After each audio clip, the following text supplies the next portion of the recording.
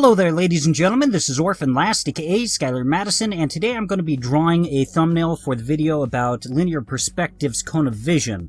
Okay, and I was a little bit in a funk, kind of distracted and frustrated while drawing this, primarily because my internet service provider just took a gigantic dump, and here I was thinking, oh man, this is going to be the first time I've completely missed a week. I've never missed a week with my weekly videos, and you know, I'm pretty devout with that. I have to have a video out every single week. I mean, I've missed a deadline by a few hours or even a day, but I've never missed a weekly release. And so for some reason, since I was so distracted by this idea, I wound up drawing the page left hand with 6 fingers. I caught it, so by the time that the actual thumbnail got posted, I deleted the extra pinky, okay? So, rest assured, I just wanted to get that elephant out of the room before anyone wants to leave a comment, hey, you know, he has an extra pinky. Anyway, so, I kind of want to talk about something that's got me a little bit excited, and I'm really happy about it. Right now, last time I checked, I have 1,499 subscribers, okay? Now, if you round that up by a massive amount, okay, one number, that's 1,500 subscribers. Now, I know that's not a million subscribers or anything like that, but, you know, you think about it, 1,500 subscribers, I'm starting to fill up an auditorium. So that's pretty cool, and I'm really happy about that. Now, I keep getting people asking me, how can I support your channel? And they're ready to buy merchandise, and they're ready to you know, spend some money on a Patreon in order to support me. Okay, now, I did fracture my spine in 2008, and my spine has a shelf life because I'm doing an artistic form of construction work for a living. So there is a time limit, but, you know, there is no rush for me to make money on YouTube. Okay? I just want everyone to understand that. I've been doing this is my 3rd year doing this, and so I want money for doing this on YouTube and stuff. That would be great, but there's no absolute rush until, you know, either my spine gives out or until it's just like, now's the time. It just feels natural to do it, okay? So if you would like to support my channel, this is how you do it, okay? Share my work. Like, share, subscribe, okay? And sharing comes in a lot of different ways, okay? Word of mouth advertising. Talking to your friends in high school or in college, being like, hey, this kid, he's teaching how to draw this stuff. And, or you know, if you're not if you see someone who's struggling with drawing inside of art class or whatever, you know, start talking about me, and you know, have them pull out their phone, or you know, when you're in the computer lab or whatever, just, you know, hey, take a look at this, go to YouTube, search me up, have them subscribe to me. If you have a big audience on Facebook, Twitter, wherever, just, you know, share my work. That would mean a lot. That's how you support my channel right now, okay? So if you want to support it, make sure that you're spreading the news, and you know, you're just doing all that good stuff. You know, I try to make sure that I thank people as often as possible when I notice that people are sharing my work on social media, Twitter, and all that. I don't know if it winds up getting annoying, because I wind up having the same conversation with people saying, thank you for retweeting, thank you, thank you, thank you. And, you know, after you hear thank you a couple billion times, I don't know if that gets annoying. I genuinely don't. So, let me know. And thank you for all those that have subscribed and that have been interested in what I have to say and teach and all that good stuff. So the rest of this video, I'm going to also focus on talking about, you know, OpenToon's animation and such like that. Now, you know, I've been doing this every year pretty much, where I get burnt out of OpenToon's, and then I start focusing more on teaching people how to draw backgrounds. And the primary reason why I do that is because, not only because I'm getting a little bit burnt out with OpenToon's, but also because, you know, most artists don't know how to draw backgrounds. There's a lot of artists out there that draw absolutely professionally. It'll blow you away.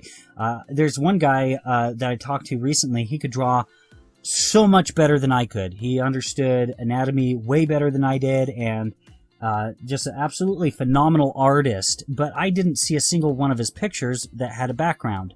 And so I asked him, man, you have some great artwork. Hey, how are your backgrounds? And he says, oh man, I can't draw backgrounds very well. And I'm like, oh, well, that's fine because I teach for free. And, he's subscribed now, and that's great because, drawing backgrounds for most artists is the Achilles heel. Okay, while most artists eventually wind up learning anatomy, most of them don't learn how to draw backgrounds. And that's why I put such an emphasis on it every year so far. Okay?